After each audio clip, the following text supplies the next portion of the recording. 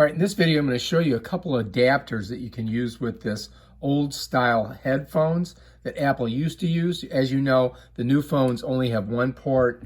It's the FireWire port, and that's all you get. And so you need to use a connector like this if you want to use the old style. You just plug it in like that, right?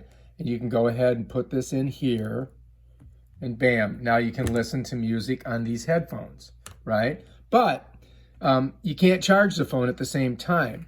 So here's a workaround on that. First of all, we're going to pop this off. We're going to pull this one out. This was $7 on Amazon.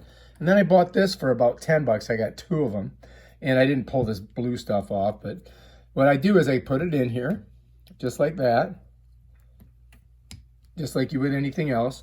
And then this has got that old style port, right? Then you put that one in there, right? Whoops.